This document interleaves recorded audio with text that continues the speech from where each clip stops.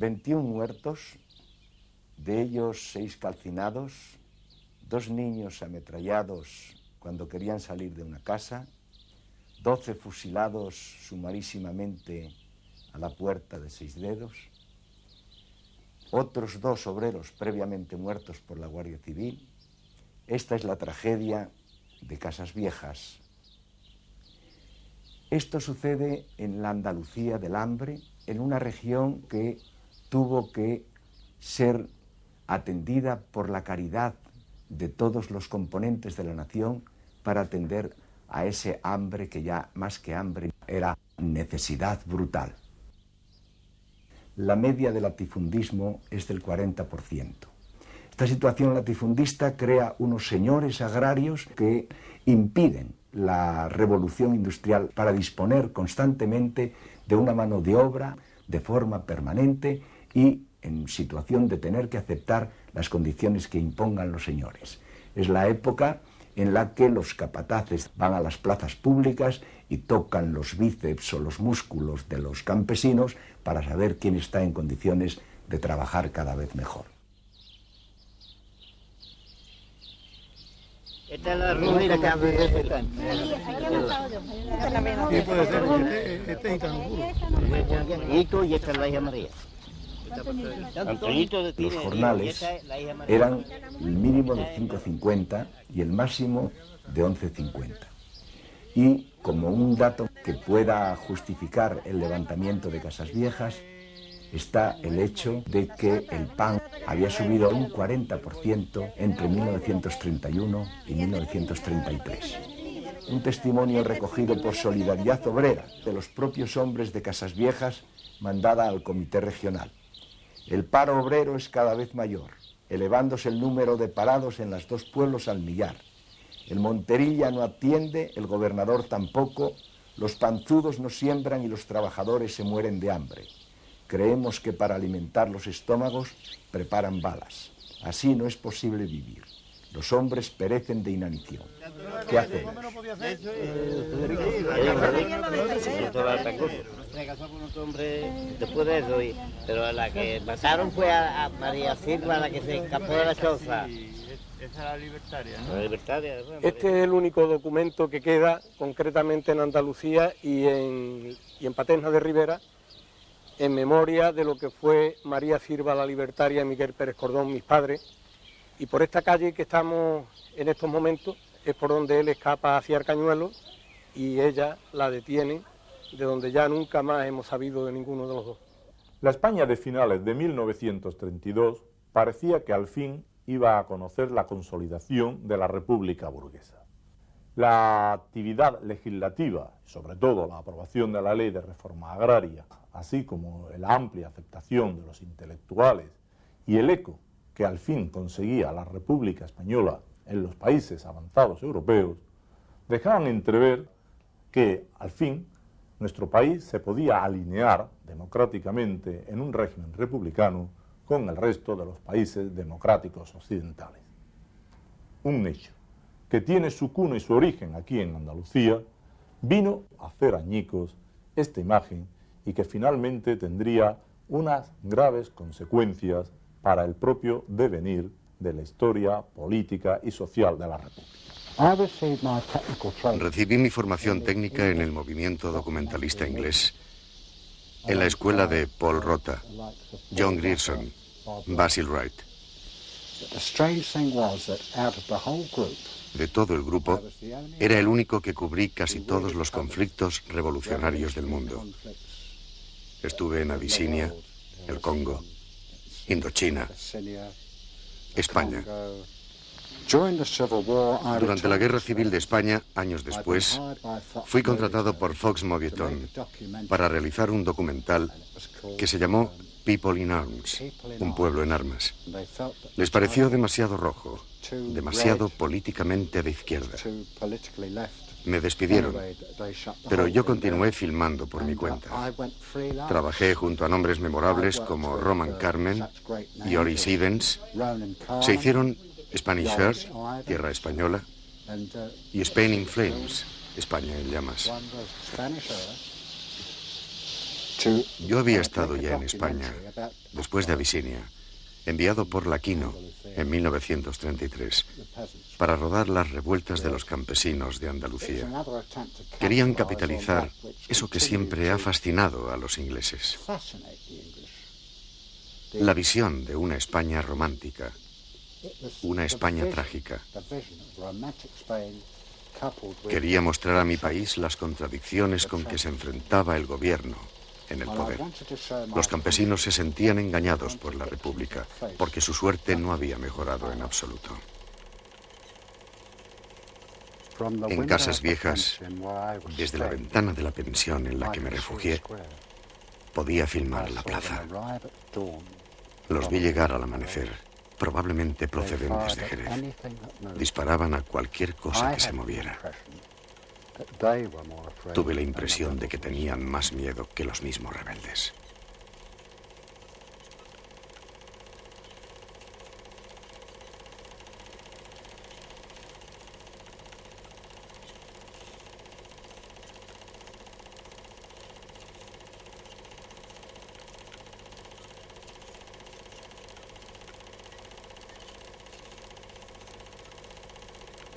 Ayer en esa calle ahí, el cuartel de policía estaba ahí.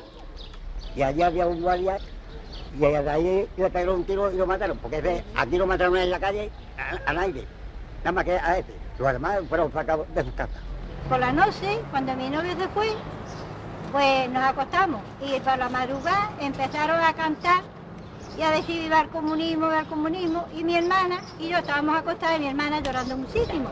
Y por la mañana, cuando me levanté, lo primero que hice es asomarme a la puerta de la calle y al primero que vi fue a mi novia con una corbata colorada puesta y una escopeta en la mano y le digo, chiquillo, quítate eso que yo no te veo. Aquella noche sabía que algo iba a pasar. Ayer en el sindicato de aquí arriba, de ahí, allí veían unos pocos, pues llevan muchos días, con ese que mataron de 6 dedos. Y había unas cajas de pistolas, unas pocas, y cantando unos ritmos de comunismo. Y estuve todo el día en mi casa, hasta que una vecina mía me llamó por la ventana y Juan Cabeza, cuando sintió el tiroteo, salió para afuera. Le pegaron un tiro y lo dejaron en el patio, que parece que lo estoy viendo todo bien, panza arriba allí pegando la mente. Y allí en mi casa era una choza así, de techumbre, y la pobrecita mi madre, asustadita perdida, entraban las balas por un lado y salían por el otro, y allí chung, chung, chung. Y yo no había sentido nunca un tiroteo, y adentro del pueblo menos, asustado. Y mamá, ¿eso qué es? Y digo, cállate la boca, cállate la boca. Y entonces vino una hermana mía y me llevó a su casa. Y esta noche, ¿cómo vamos a dormir? ¿Cómo vamos a dormir? No, cuidado ahí, pues. Cogió los trastes aquellos de las camas, los extendió allí, quietecito, sin moverse. Allí no se podía poner ni las manos así porque le daban las balas. Mis cuñados, mi hermana, mi sobrino y todos sentaditos en la cama, nada más que asustaditos, escuchando los tiros. Y por la ventana tiraron un tiro y a un guardia quedó cerca de la puerta. Y ya idearon ellos de rociar la casa de Saideo y meterle fuego. Ahí llevaron uno que lo posaron, lo llevaron a la casa, a la soga, y allí lo metieron y allí murió quemado también. Y en el cementerio, allí estaban los muertos todos tendidos para arriba, allí estaba una Mariana Casares, estaba tendida, y estaba yo un pañuelo que llevaba porque estaba con el culo al aire y todo. Y un pañuelo que llevaba se lo puse yo para que no la vieran, todos tendidos allí panza arriba. Y allí estaba ese que mataron ahí cogiendo la leña, allí estaba metido en unas parihuelas, encogido allí, en medio del cementerio, allí esperando a ver lo que hacían con él. Apenas proclamada la Segunda República Española, un agudo y al mismo tiempo sinuoso escritor soviético, Ilya Ehrenburg, publica un libro, su libro, de reportajes que se llama España, República de Trabajadores. Es un testimonio en realidad del interés estalinista por lo que ocurre en unas tierras en las que las convulsiones revolucionarias están a flor de piel. No es extraño que los cineastas soviéticos, fuertemente cautivados por el cine ojo, dentro de aquel movimiento que se llamó Kinox, dirigían su mirada a España. Boris Suniatkos, acompañado del operador Arbatov y con el guionista Peruchov, viajan por tierras andaluzas en los primeros días del año 1933. Así, intentando husmear cinematográficamente en los movimientos campesinos anarcosindicalistas de la época, les llega a Sevilla la noticia de la revuelta de Casas Viejas. Convencidos de que aquella revuelta era una confirmación del texto tan popular de Ehrenburg, toma la decisión de visitar y captar todo lo posible la pequeña aldea vecina de Mediasidonia. Lo que captan cinematográficamente es estremecedor. La ingenuidad de un grupo de hambrientos que creyeron que con su rebeldía iniciaban no solo la revolución social, sino la implantación del comunismo libertario en España, terminó en una matanza indiscriminada, preludio de la guerra civil que 3 años más tarde iba a desollar la piel de España. En 1982 llegaron a nuestras manos unas cajas oxidadas y cubiertas de etiquetas con caracteres cirílicos. Las había encontrado un divisionario azul en una aldea rusa cercana a Moscú llamada Biokov. El divisionario falangista y gran conocedor del cine depositó las cajas en los archivos de un conocido sindicalista. No todo el nitrato pudo salvarse, pero las imágenes reales, conservadas por vez primera, pueden exhibirse hoy con todo el dramatismo que contienen, ese que nace de la desesperación hambruna, que se desarrolla en una España irreal, España donde las utopías finalizan siempre en tragedias y en las que una vez más los represores de entonces, en nombre de la República, terminan por ser los sublevados de 1936.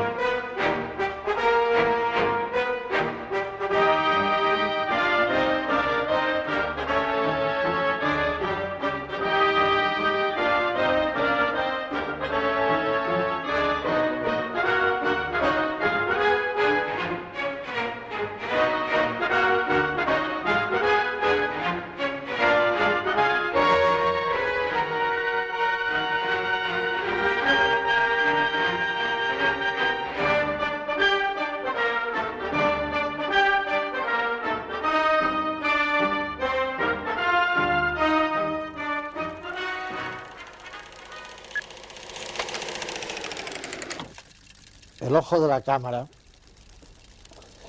que en un día se llamó Tomavistas y que con esta denominación ha cumplido su misión desde los finales del siglo XIX, ha conseguido captar gran parte de las tragedias mundiales. Este documento cinematográfico fue rechazado en Moscú porque no eran los planes utópicos anarcosindicalistas el modelo revolucionario que Stalin deseaba imponer y mostrar como ejemplo en el mundo capitalista.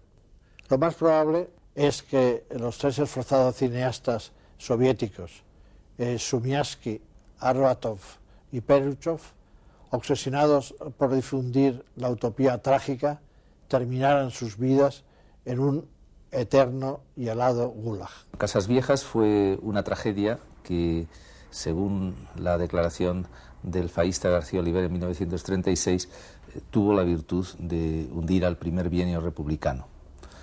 La afirmación tal vez es un poco exagerada, pero recoge muy bien la importancia del momento para el desprestigio de las instituciones y sobre todo del gobierno republicano socialista presidido por Manuel Azaña.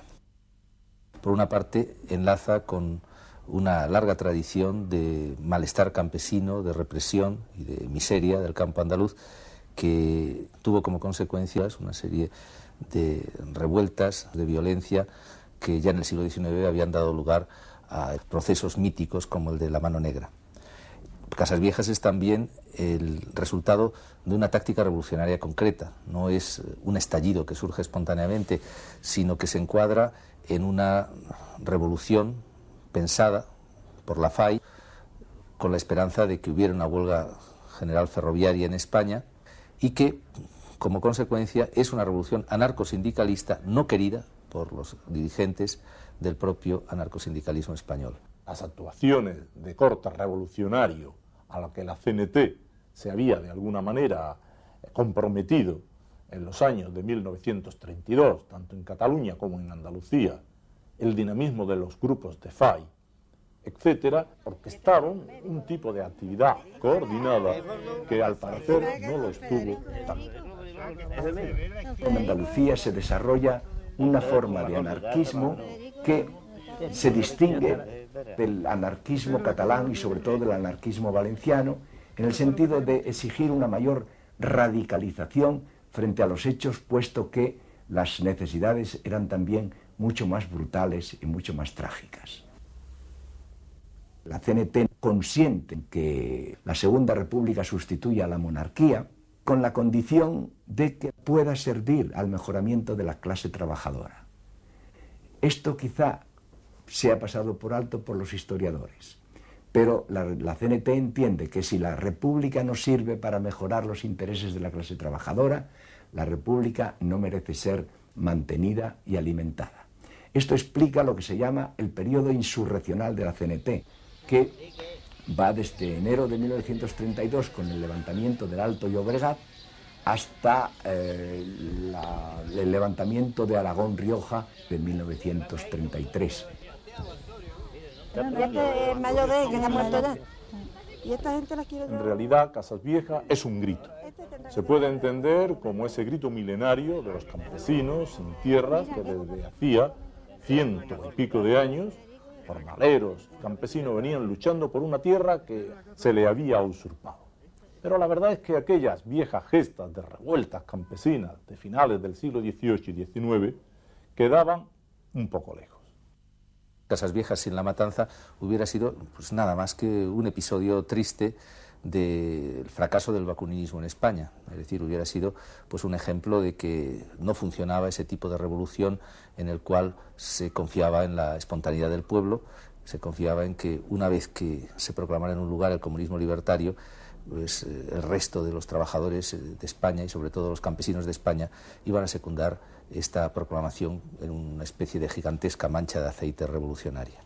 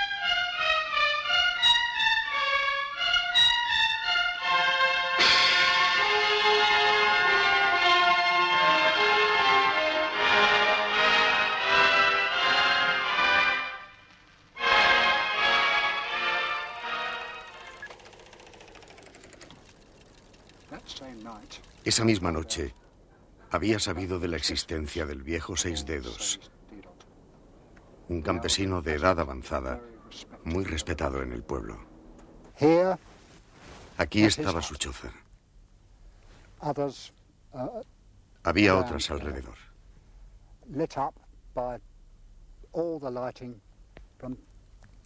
Iluminadas por las luces de la Guardia Civil desde ahí enfrente. Y empezaron a disparar. Bang, bang, bang. Y sobrevivieron no sé cómo. En mi opinión, era un hombre muy valiente. Y también bastante loco, porque se trajo a su mujer y a sus hijos a la choza, desde la que desafió a toda una compañía de la Guardia Civil. Los desafió durante mucho tiempo. No me explicaba cómo lograban sobrevivir. Y además, en esta demostración de fuerza, la Guardia Civil utilizaba ametralladoras y lanzaba granadas. Actuaban como si se tratara de combatir a un gran ejército, a un enemigo con un enorme ejército. Fue terrible. Terrible. Entre la oscuridad, intenté protegerme por aquí medio escondido. No podía acercarme más. Fue una noche especialmente fría que parecía no terminar nunca. Una verdadera pesadilla. Cuando amaneció, desde por aquí, frente a la choza, los guardias civiles empezaron a arrojarles antorchas encendidas. De pronto todo ardía. A nadie le importaba que allí dentro estuvieran aquellas gentes desesperadas. El viejo, la mujer, el marido y los hijos. Me deslicé hasta este olivo. Recuerdo que me temblaban las manos. La cámara temblaba también, pero yo quería rodarlo para que hubiera un testimonio. Sabía que por encima de todo era mi obligación. Simplemente debía hacerlo. Poco después, la Guardia Civil volvió a aparecer, trayendo con ellos algunos campesinos con las manos atadas. Los colocaron delante de donde estaba la choza ardiendo, y de repente hubo una lluvia de disparos y gritos, sin que aquellos pobres diablos tuvieran oportunidad de enterarse de lo que estaba sucediendo. Fue algo terrible. No puedo seguir hablando de esto.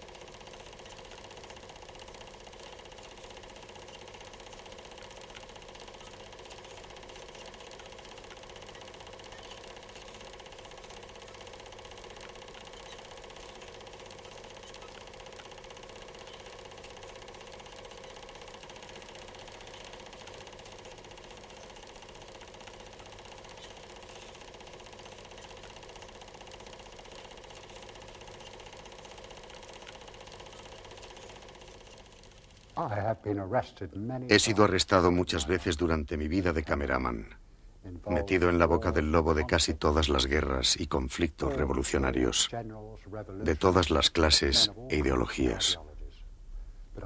Pero nunca pasé tanto miedo como cuando me metieron en esta celda, que hace años pertenecía al cuartel de la Guardia Civil de Casas Viejas.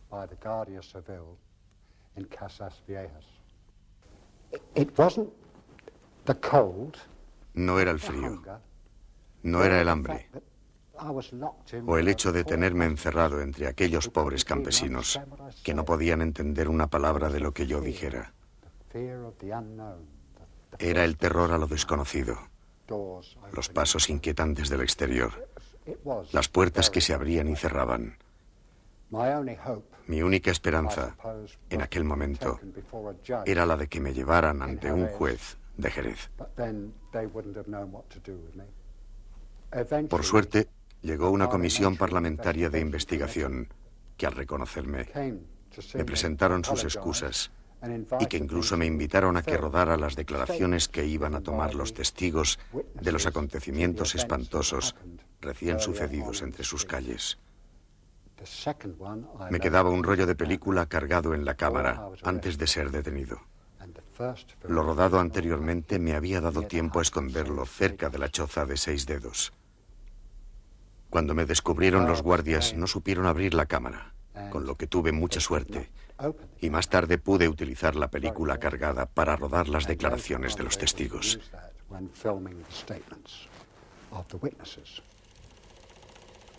Las rodé aunque no tuviera sonido, mientras un mecanógrafo del gobierno escribía todos los detalles de las declaraciones realizadas por los testigos. Lo que contaban era algo terrible. Fue terrible. Es un material incompleto que no he tenido oportunidad de dar a conocer.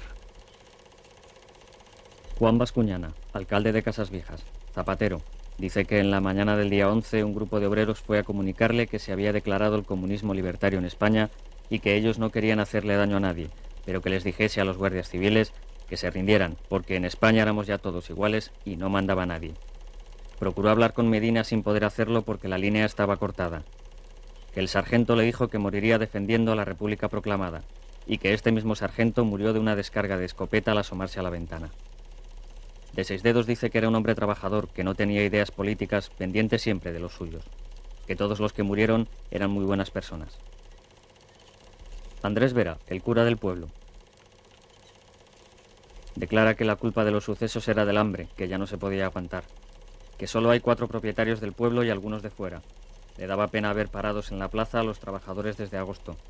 Dice que antes de entrar los de asalto, la Guardia Civil entró disparando al aire y la gente se fue a sus casas, habiendo completa tranquilidad, hasta que a las 4 o las 5 entró un camión de guardias de asalto que venían de Jerez y tomaron el pueblo sin que les hubieran hecho frente.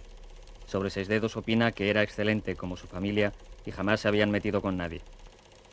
Francisco Cantero, afiliado al Partido Socialista, en cuyos locales se reunía los domingos y le decían que había que implantar la reforma agraria repartiendo las tierras para que se acabase el hambre y para que todos fueran iguales. Por eso le pegó y maltrató el guardia García. Se escondió en casa cuando oyó los tiros. A su hijo Juan lo sacaron los de asalto y enseguida escuchó la descarga en la choza de 6 dedos. Dolores Benítez, 48 años. Tengo 7 hijos, digo 5, que 2 me los han matado. Se acostaron juntos en la cama de mi madre. Estábamos acostados mi marido y yo en la otra cama. Por las rendijas de la puerta se veían los resplandores del fuego de la choza de 6 dedos. Nos preparamos por si iban a arder todas las chozas. Se oía la ametralladora. Se vistieron con miedo a encender la lumbre. A las 7, mi marido fue a recoger una burra que había dejado en el corral para librarla de los tiros. Por eso se salvó de que le mataran también a él.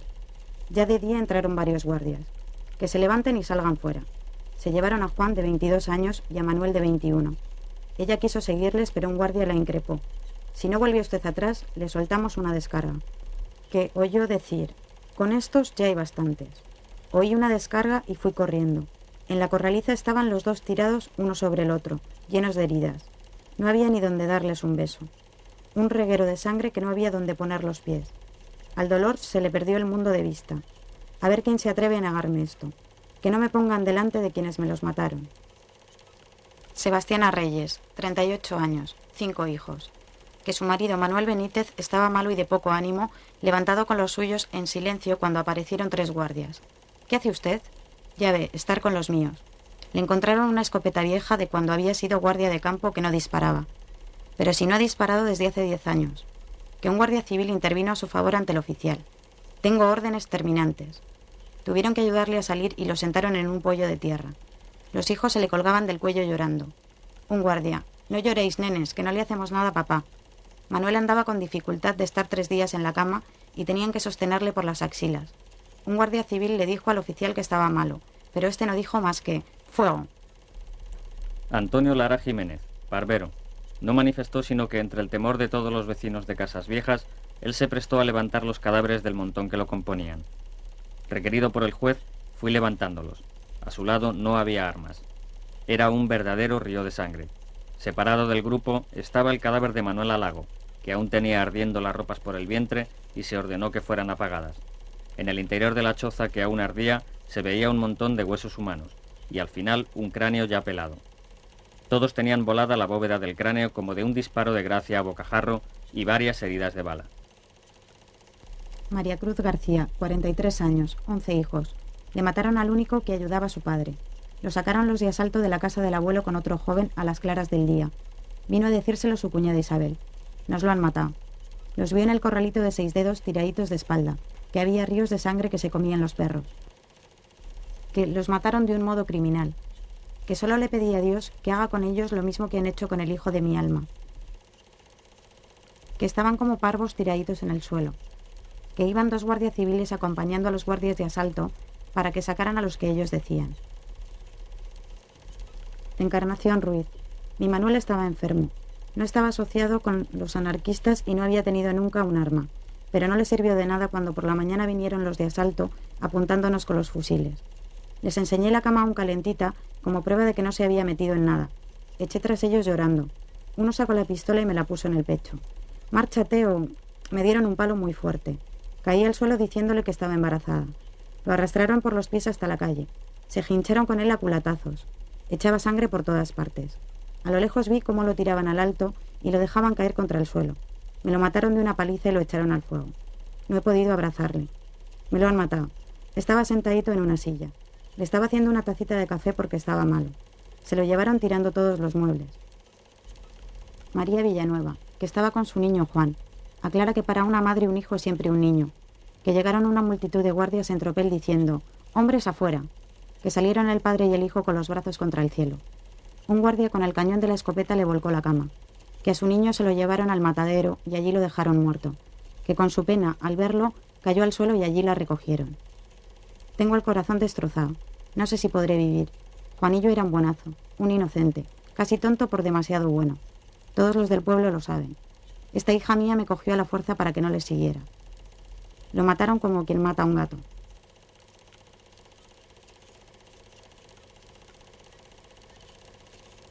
Salvador Barberán. Se llevaron a su hijo y ante sus lamentos le dijeron que no se asustara, que era para tomarle declaración, que no le pasaría nada, que el civil les dijo a los de asalto, no tirar que es honrado, pero que volvieron y se lo llevaron con Manuel Benítez y otro mozuelo, que le empujaron a culatazos en el corralillo. A la pa' dentro entre un montón de muertos. Nos los han matado, nos los han matado. Se dirigió al guardia civil. Hombre, llame usted a Gutiérrez que me conoce. Y este le dijo, anda, corre y vete a tu casa, salvándole la vida. Cuando le vi le salían los sesos por la herida. Al llegar a casa de su padre, anciano de 75 años, lo encontró cocido a balazos en un rincón. El niño Salvador Barberán, que iba a guardar los cochinos cuando 4 de asalto y un civil le apuntaron y él les dijo, no tirar a mi abuelito, que cogió del suelo una bala y se la dio a un guardia, el cual le dijo, tira eso, que no es un merengue. Que viendo que su abuelito no se movía, salió corriendo. Que el abuelo quedó abatido sin más en una charca de sangre. Tenía un boquete en la cabeza y se llenó con su sangre las manos para besarle el cuello. 3 hijos murieron tísicos. El 4º estaba enfermo. El chico tenía unas calenturas. Entraron a culatazos. Le hicieron levantar y lo arrastraron. Si está malo, pa' cuando esté bueno. Si no ha hecho nada, pa' cuando lo haga. Que viendo que tardaban, fue hacia el corralito del 6 dedos, donde había visto que los llevaban, y los vio tiraditos de espalda. He visto correr a un perro con un hueso en la boca. No he podido abrazarle. Bandidos. Allí estaba mi madre, en el chozo también, y Josefita Lago. Y mi primo Manuel, que todavía vive, está en Puerto de Santa María. Entonces ellos dos, mi madre y mi tío Manuel, se salen por una ventanita, se respaldan con una burra que debe traer una chumbera, matan a la burra y los 2 críos se escapan. Y de ahí pues empiezan a poner la Libertaria, y por todas partes aparece María Sirva la Libertaria. Pero los demás todos mueren allí carbonizados. El que no muere carbonizado luego lo traen y allí a tiro limpio, ¿no? Abatado de mano y a tiro limpio. Entonces empieza la tragedia de la familia. Dejan Benalú porque aquello era insoportable. Cada uno coge para un lado, unos para Francia, otros para San Fernando y cada uno para una parte. Es la antesala de lo que va a ser el gran teatro trágico, o sea, nuestra guerra civil, que se va a producir en la nación 3 años más tarde. Esta situación da lugar a unos relatos de gran calidad periodística que ponen de manifiesto ante la opinión pública lo que ha sucedido, a unas respuestas del gobierno encabezado por Manuel Azaña de gran torpeza. El gobierno inicialmente no sabe lo que ha pasado, ignora las ejecuciones sumarias. Azaña llega entonces a declarar en el Parlamento que ha ocurrido lo que tenía que ocurrir. Los republicanos socialistas se niegan a que haya una comisión parlamentaria que luego tendrán que aceptar y propugnar, y como resultado es que se produce un giro profundo hacia favorable a la derecha en la situación política española, y el gobierno republicano socialista pues se encuentra encerrado en la tremenda contradicción de haber sido responsable, siquiera por omisión, siquiera por falta de control de las fuerzas de orden público, de una matanza totalmente incompatible con el espíritu de la Constitución republicana. La CNT y sobre todo la FAI hizo responsable de lo ocurrido y de la represión posterior a Azaña. A partir de este momento, entre la crítica feroz por colaboracionismo llevado a otros partidos de izquierda, la negativa absoluta y total en participar en cualquier actividad republicana, el mantener el radicalismo revolucionario, que se acentuaría más aún en el año siguiente, del 34, y la explotación verdaderamente inicua que hace la derecha del suceso, vinieron, en último término, a crear unas condiciones que hicieron por completo inviable la posibilidad de una república burguesa en España.